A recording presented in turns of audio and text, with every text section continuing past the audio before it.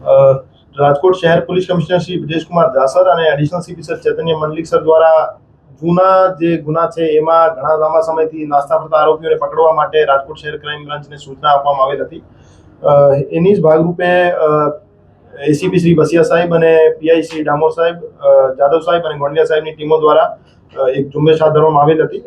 એમાં ભક્તિનગર પોલીસ સ્ટેશનના 2007ના એક મર્ડરના ગુનામાં નાસ્તો ફરતો આરોપી હતો કિશન ઉર્ફે કૃષ્ણા બહાદુર ખોજીરાજ ચૌધરી, જે મૂળ નેપાળનો રહેવાસી હતો. 2007માં એક મર્ડર થયો હતો ભક્તિનગરમાં. એમાં મર્ડર કરીને એ આરોપી તરત જ નેપાળ ભાગી ગયો હતો. એના પછી 19 વર્ષ પછી રાજકોટ શહેર ક્રાઇમ બ્રાન્ચ દ્વારા એને પનવેલ નવી મુંબઈ ખાતેથી અટક કરવામાં આવેલ છે.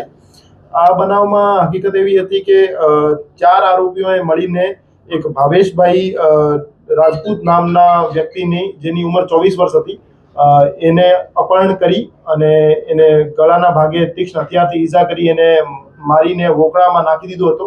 અને 10 દિવસ પછી એમની બોડી મળી હતી. અને એ ગુનામાં ત્યારથી એ જે આરોપી છે કિશન નાસ્તો કરતો હતો.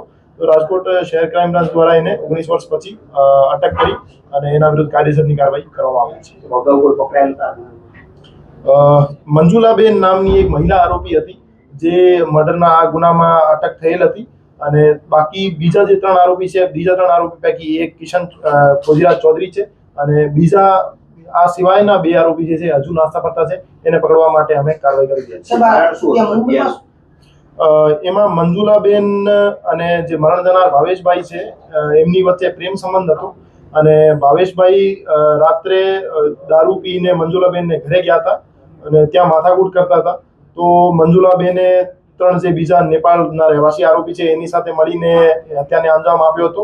અને 3 જે આરોપીઓ છે એ મરણ જનારને બાઇક ઉપર બેસાડીને લઈ ગયા હતા અપહરણ કરીને, અને પછી ગળાના ભાગે ઈજા કરીને મારી નાખવામાં આવ્યો. ના, એના વિરુદ્ધ એક જ ગુનો દાખલ છે. મુંબઈમાં શું કામ કરતો હતો, રહેતો હતો, કેવી રીતે ત્યાં? એ મજૂરી કામ કરતો હતો અને ફોન અને આખા ડિવાઇસ વગેરે ચેન્જ કરીને ત્યાં રહેતો હતો. પણ રાજકોટ શહેર પોલીસ દ્વારા વેશ પલટો કરી અને એનો ટેકનિકલ સર્વેલન્સ કરી અને વોચ રાખી એને ઝડપી પાડવામાં આવે છે.